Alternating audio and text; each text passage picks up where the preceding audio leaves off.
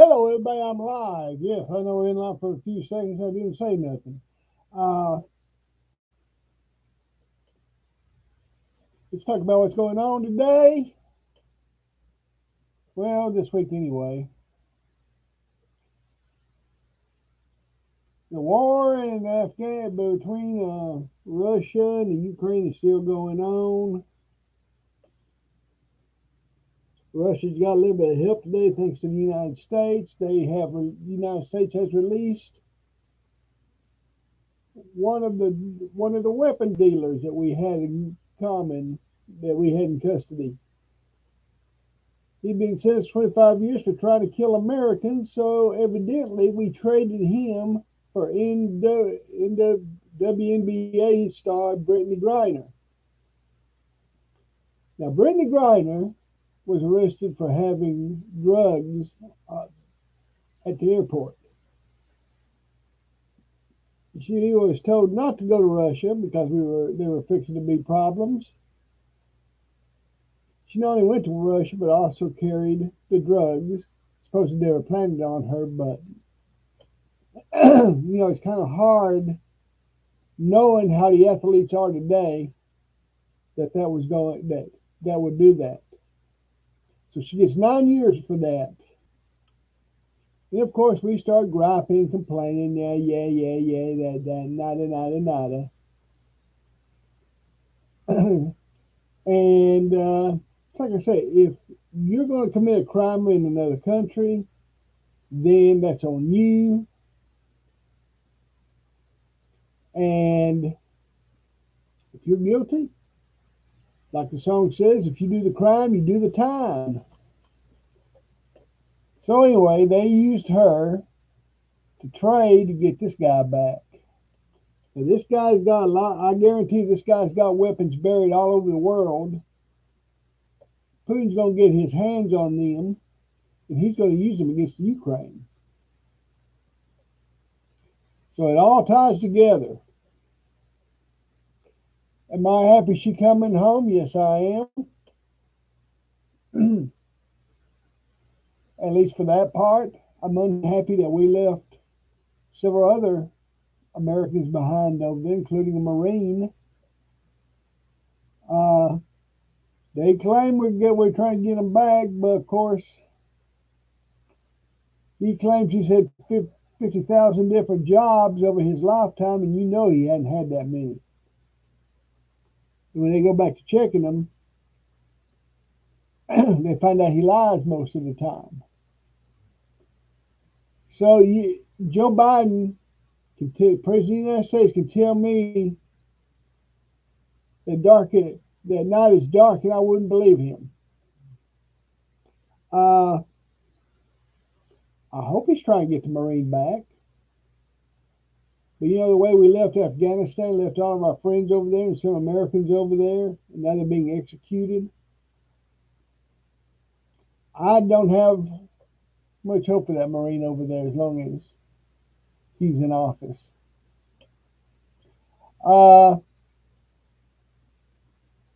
They still hadn't solved the murder of those four co-eds that was living off campus. Now they're looking for a white car. They think it's going to be part of solving the case. We'll see. It's going to be like finding a needle in a haystack unless they got somebody that's going to come forward and tell them about the car. What I'm afraid is going to happen is it's going to go on for so long, people are going to start losing interest, and the FBI is going to pull out, and when its help is going to pull out, and that poor little police department is going to be stuck with trying to solve the case on their own, and that won't be good for anybody. Okay, that's all that's also worth talking about in the news this week.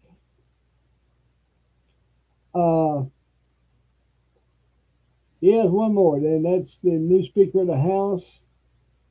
They are having problems finding enough votes to elect a Republican House leader.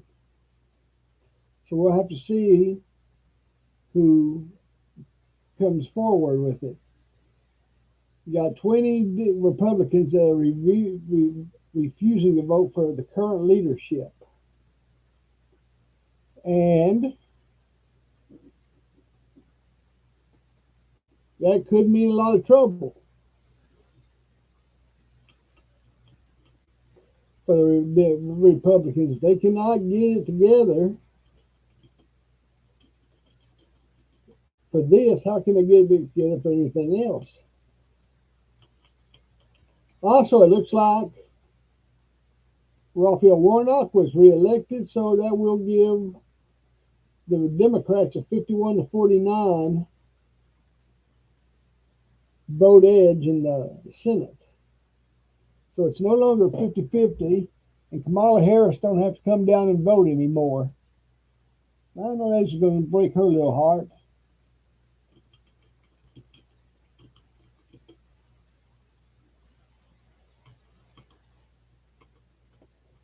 So that is all the political news. The question is, will Kevin McCarthy be elected the Speaker of the House? He's got to get 220 votes, and he hadn't quite got them yet. So, and we know the Democrats now have the Senate, the Republicans have the House, and the Americans don't have anybody to look out for them now or forever. Okay, let's turn to religion for a few minutes. I won't keep you very long tonight.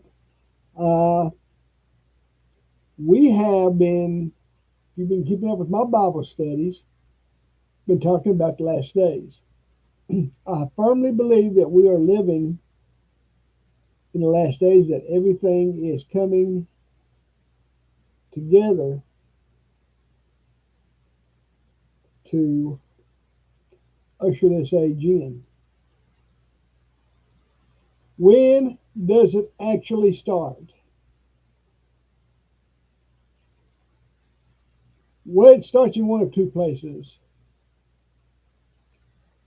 Number one, it starts with the rapture of the church. If you are a pre-trib, all the Christians will disappear. All the Christians that's buried will disappear. They'll be taken out of the graves. That is called the first resurrection. The first resurrection is good. The second resurrection is not so good, but the first resurrection is good. Then within a millisecond after they are taken from their graves, we will be taken along with them. It's not only going to be Christian that's going to be gone. It's going to be every child under the age of accountability. It's going to be every child that hadn't been born yet. So you're going to have pregnant women that's going to wake up one morning and they ain't pregnant no more. They have already lost, the babies were taken from them.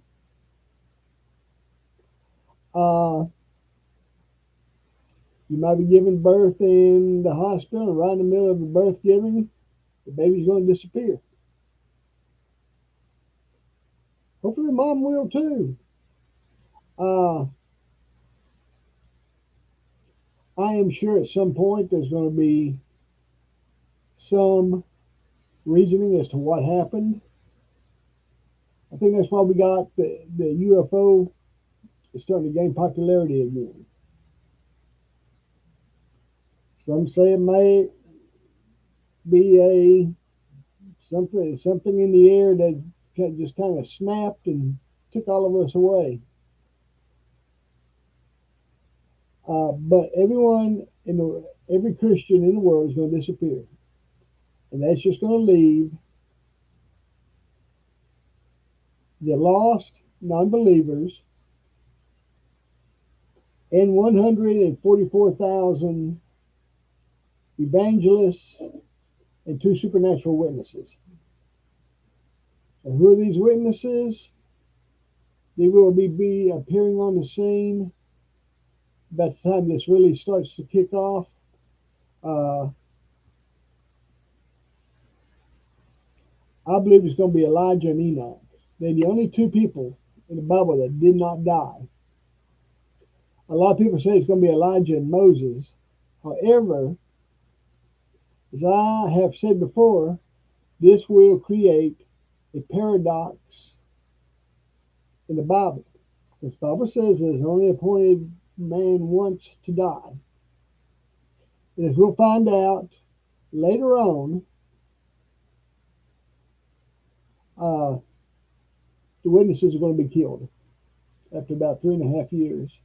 At the 3.5 year mark, things are going to start changing and things are going to be moving even faster than they are right now.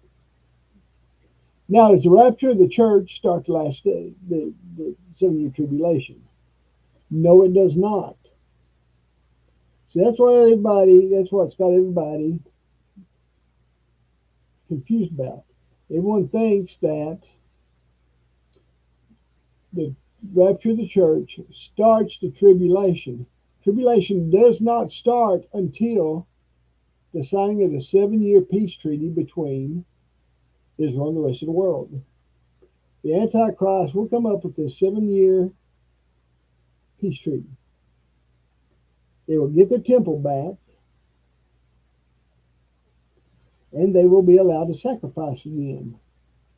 For a while, we will see later on that this is not going to be the complete case.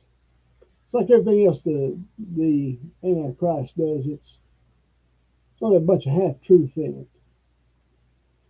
The first shoe will drop, and then you have to wait for the other shoe to drop. The other shoe will drop 3.5 years later. Uh, so the 7 year treaty is signed. Now, I think that's one of the reasons why Trump was elected, because Trump has got a peace agreement signed. I think the Camp David Accords. And along with that comes what could possibly be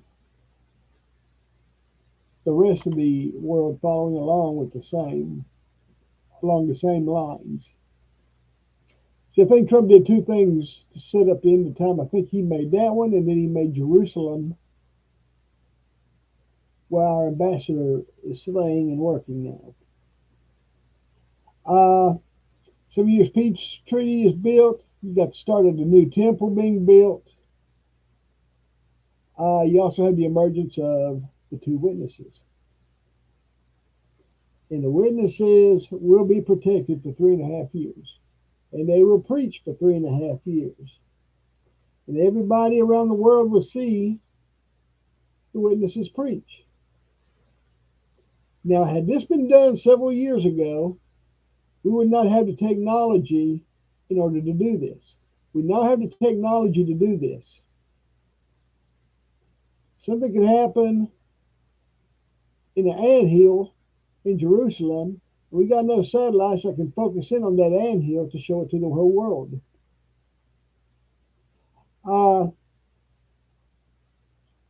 So now we've got the 7 year peace treaty signed. We started rebuilding the temple. Do not know how long that's going to take. At this day and age, it may not take that long. A couple of months to a year. Two witnesses will be preaching. They'll be able to protect themselves. They'll be able to call fire from heaven. They will be able to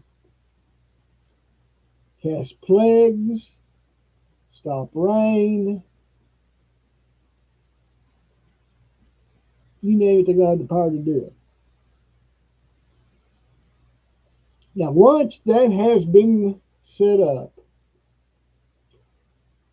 the man that set up the peace treaty will emerge as a world leader. This will be the Antichrist. So if you're left down here, or if we're mid-tribulation, do not fall for this man. This man will be handsome. He will be well liked, and everybody's going to love this man. for a while anyway. But along with that, the emergence of the Antichrist is the first seal that John saw Jesus open. The first seal is the emergence of the Antichrist. The second, third, and fourth seal, and we're just going to go through the first seven seals, and then next week we will talk about the end of the tribulation, the first half of the tribulation, and the death of the witnesses. Now, seals 2 through 4 may happen simultaneously with each other, even though they're open separately. Seal 2 is going to be a major war.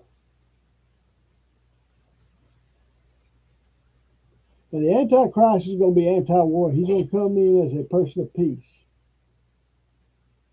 But a war will break out.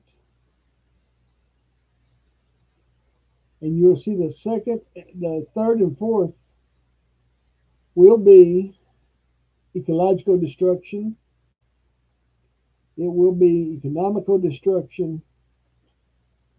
And it will be death from all of the above. You will see plagues and pestilences and famines and everything else that war brings.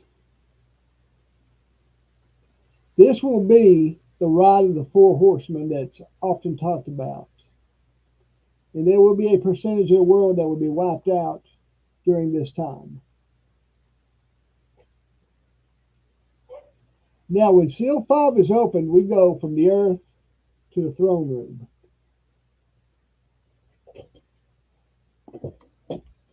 At this time, saints are being killed. The tribulation saints. I don't call them Christians because the church age is over with, so I call them tribulation saints. I've explained that before. So when I say tribulation saints, these are the people that saved during the tribulation. Who will be saved during the tribulation? I don't know. There's two trains of thought about it. Anyone that had the chance to become a Christian before the rapture will not be given a second chance. Those who did not have a chance to become a Christian will be given a second chance, and the Jews will be given a second chance because the Jews are God's chosen people. That's why all through the Bible, you didn't mess with Israel. And we will be talking about later on, as we talked about the devil once again trying to wipe the Jews out of the face of the earth. We talked about how I believe God used Hitler to prepare the Jewish people for what's coming. I think Hitler was over there to kind of cut down on the Jews that probably would not be saved, and God saw that. But we'll talk about that later because a lot of people don't think that God can use evil leaders, but God can use anybody He chooses.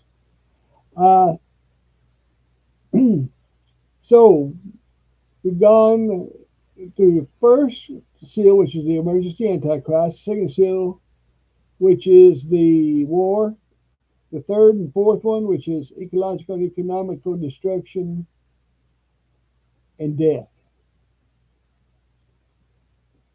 Now we go to heaven for the fifth seal. And in the throne room, there is an altar. And underneath the altar is going to be the martyred tribulation saints.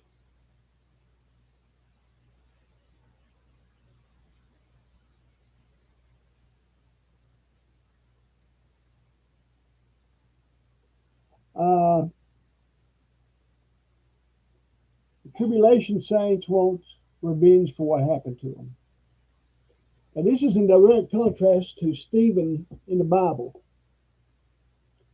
Stephen asked God to forgive the people and Paul for what he did to them, for what they did to him when they stoned him to death. And now the Christians are praying for the Lord to avenge them. And the Lord said that it's not time for them to be avenged.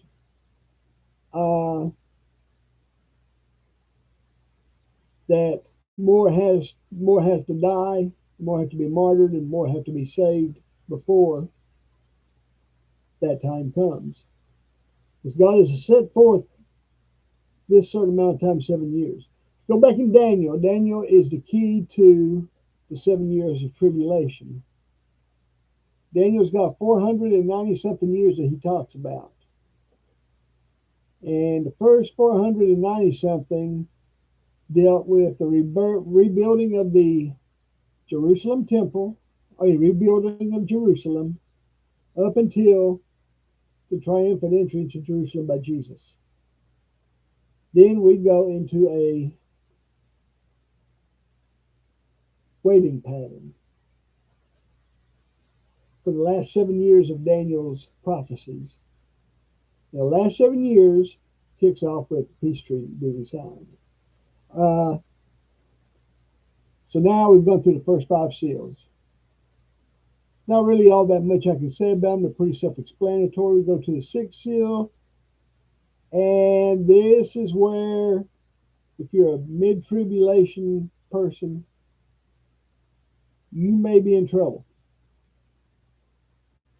If we go midway through tribulation, we will see this earthquake. It is called the Wrath of the Lamb earthquake. Everywhere on earth will be shaken. Everywhere on earth there will be a huge earthquake that's going to level just about everything. Now, if we're down here, my suggestion is to go someplace that's been well reinforced. So if you do get caught in it, or if the Christians are going and it happens, get caught in it, that you will have someplace that you might be able to survive. This will be a devastating earthquake. 1/4 of all the people that's left on earth, or that is on earth at the time, are going to be killed. We're talking about billions. Also, you have the possibility of a meteor shower coming down at this particular point. Where the meteors are coming from, or whether they've been kicked up by the earthquake, they're falling back down, or whether they come from space, I do not know. God does not specify where they come from. He just says they're going to fall. So now we've talked about the first 6 seals that Jesus opened in the throne room. And then we come to probably the scariest seal of the 7 seals. It does several things. The first thing we know about the 7th seal is that it's going to quiet heaven for 30 minutes. This is the only time stamp John uses.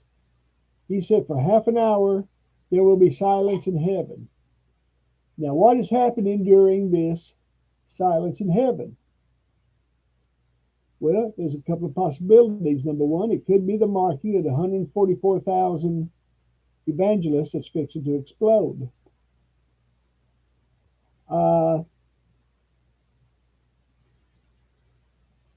He will mark them with his mark, and they will be protected. It could be that if we are mid-tribulation, and if we have survived the wrath of the Lamb earthquake, and we've survived the war, and what happens afterward, this may be when the church is raptured up.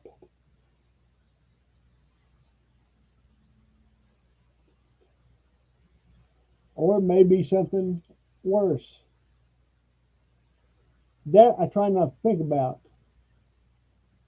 It also ushers in the first of the 7 trumpet judgments.